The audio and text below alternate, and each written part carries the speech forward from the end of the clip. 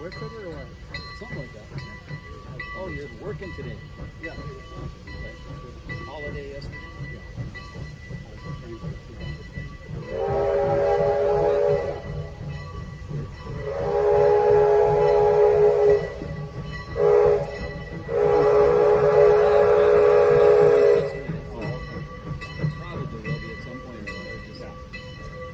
Kind of switching off, and we all switched crews, so we didn't like the guys we were working with. I don't blame you. Yeah. Especially this guy. Yeah. Telling the stories yesterday. Well, he and I were working together yesterday, so don't bad both of them yet. I had the grandkids to the cabin. Oh, did you? Yeah. Yeah, you were there, that's right. Just get everybody through it then. No, we didn't. That wasn't really well organized. Changes next year, yeah.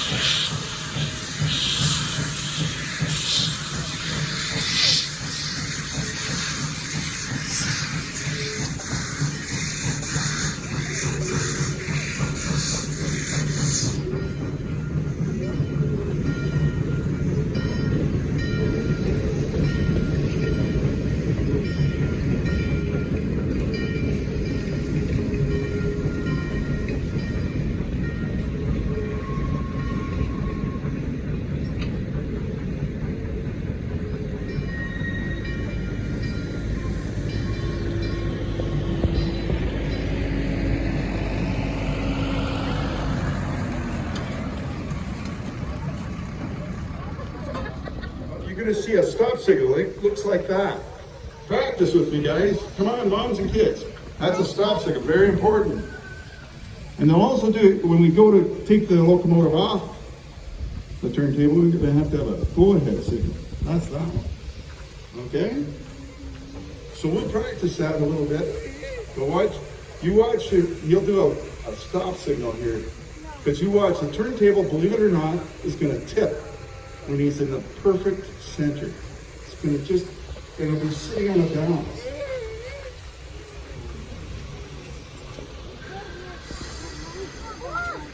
Wow, this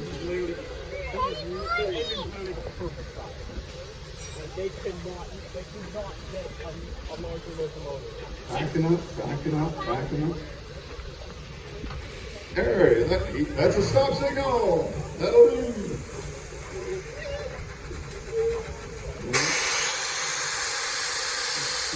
Now he's got to go ahead. See that go ahead signal? Give him that, kids.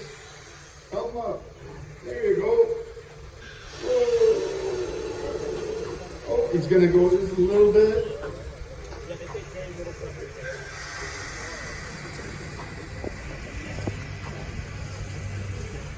Watch his hands. We get her stop. There, we're all set up. Now, if you want, they're going to hook up a hose on the front of the locomotive, and they're going to open the air valve, because that's how they use the brakes. It's through air, but the air pump is going to start pumping, and right here in front of us. Brian's going to hook it up. You'll have to pull a block out of the way, right here at the back. But watch, you'll turn the air valve on. Brian will, once he gets it hooked up, you might need a hammer. Oh, we got it.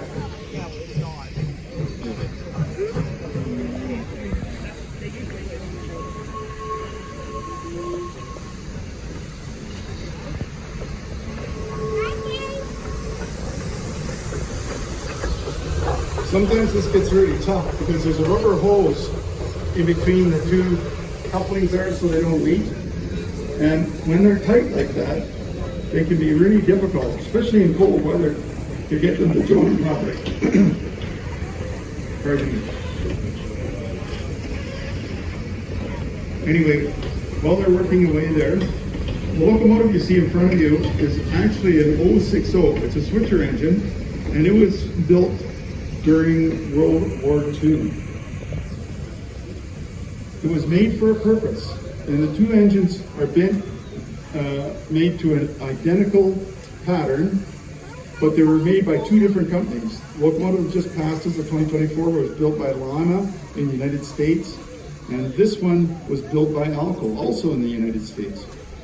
I actually made a trip to Europe many years ago, a motorcycle trip with my wife, and we saw photos of these locomotives that were in the Cotentin Peninsula of France just after the Normandy invasion. And they were very, very impressive little engines. They have good power for their size. They can move pretty good consist. But the biggest thing was they were able to put them into boats so they could ship them over there. And it was one of the reasons the Allies made such great progress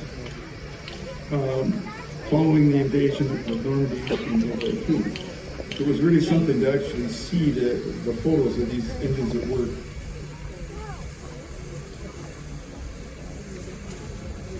Now you'll see the tender is right close to us, and you'll see in the back, this is how a steam locomotive works. It needs water. This one holds, the tender holds 3,000 gallons and 1,800 gallons of oil. And oil is, of course, the fuel. And the bunker for the oil is in the middle, just ahead of the rear light. And the locomotive itself, in the cab, there's a number of controls and such that the men need to manage. So while they're working away here, I'm going to try and, I think George is on the engine today. George, can you see me? Awesome, George. George, can you have the boys start their injector just to show people what it's like. An injector takes the water from the tender and puts it in the boiler.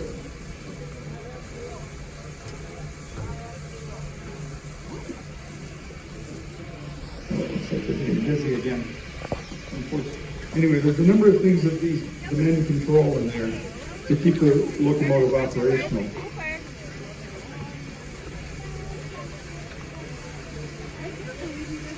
I beg your pardon? Well, none of these boilers go that high. The gauge goes that high, but the maximum allowable pressure on this locomotive is 160 psi. 160. Now the locomotive itself, I think they're having some trouble with the O-rings, so it looks like they're doing a replacement there. Perhaps while they're doing some work here, I can move to another thing that I'd intended to talk about. And 100 years ago, we had quite more than 100 years ago, the country was engaged in the First World War, and Canada was all in. The CEF played a significant role, claiming many victories at the Ypres. They became responsible for 60% of the main line track and 100% of the narrow gauge right behind the trenches. They were instrumental in making things workable and preparing the infrastructure for victory in 1918. Now, you can see Brian just opened the air for the, and you're going to hear the air pump start to work here. It's going to go pump, pump, pump, pump, pump. And then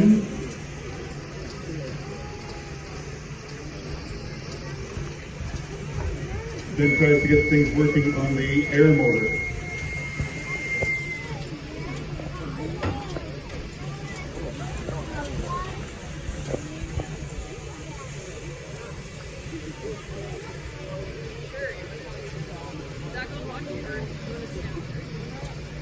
Looks like we're a little challenged there. Anyway, I'll continue with my story about the rail over in Europe. A lot of this track was removed from the Jasper area and in other locations across Canada. I learned about this, the railway battalions following the trip to Europe that I made. And I happened to see a piece of rail laying in a little museum near Arras, France. It's a Algoma, 1908, 85 pounds. Algoma is the factory where a lot of rail has been made in Canada, and it's in Sioux State, Ontario. Perhaps it's an opportunity at this year's Remembrance Day to maybe give a thought to those railways. Their weapons were their tools and their knowledge of keeping the railways running.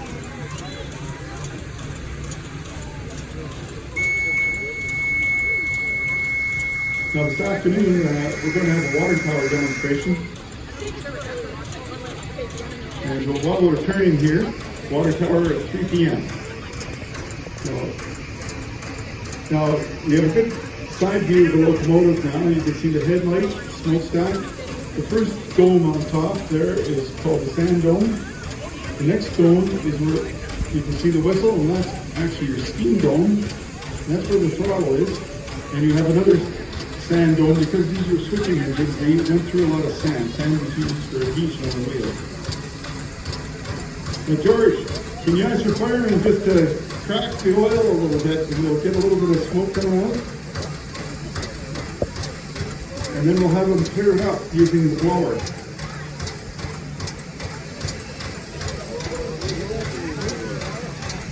Okay, so this would happen sometimes when the crew were getting ready for a trip and the engine wasn't hot. So you would see this. This is a common practice. So he's got the kicked in the Forward pickup, probably a little valve there. Now, do you hear that tick, tick, tick, boom, boom, boom at the front? That's your air pump. And it's supplying the air so the air motor can turn the engine sideways. And you see your bell here? The bell is used whenever they plan to make a move. And I'm going to ask George to do a few signals with the whistle. Are you okay there, George? Okay. So, if you give him this signal here, that's the go-ahead signal. Okay, George? Can you give me a clue?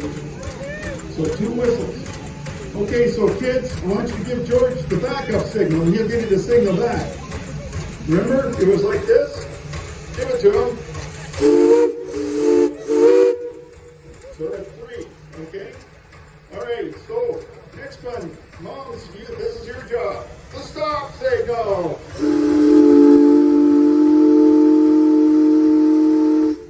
There you go.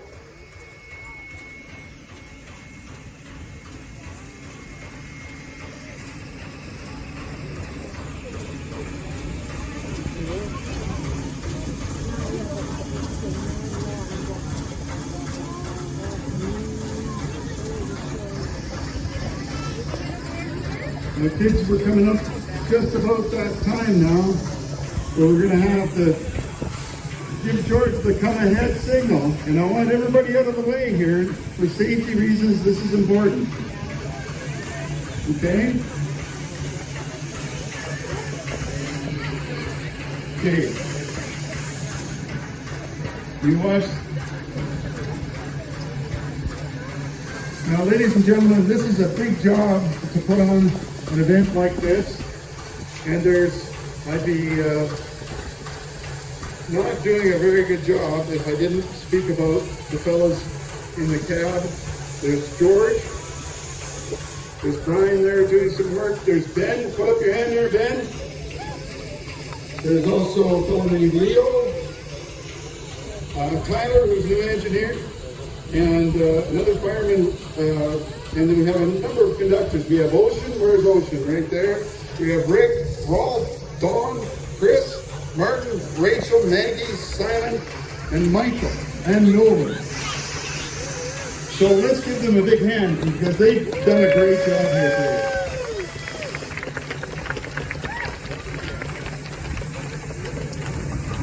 So whenever you're ready, guys, we have to just wait for I'll have to wait for the high sign here.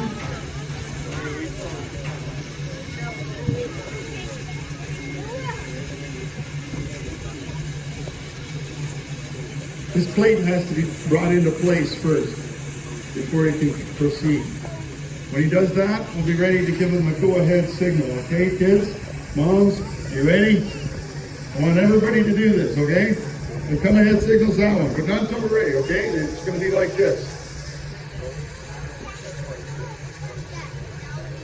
That way George will be able to get on and then we go stop, okay? All right, here, he's ready.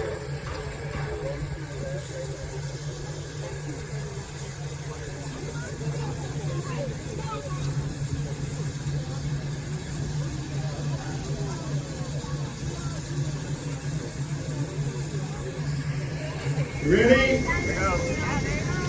Okay, let's go. Give him a come ahead signal.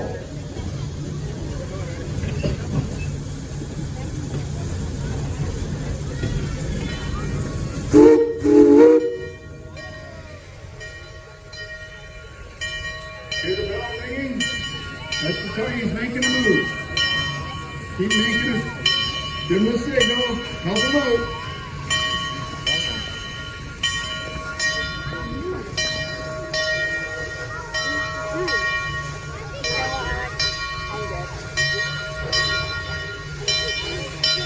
Now, folks, I want you all to stand by until we're given the all clear. And then there'll be opportunity for cab visits. And you'll be able to speak with the crew.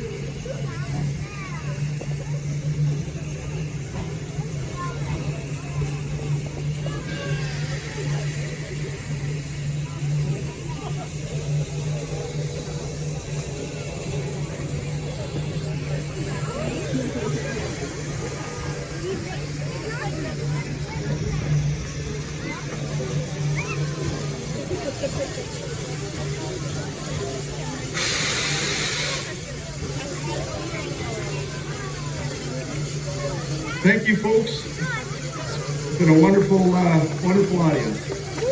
Thanks so much.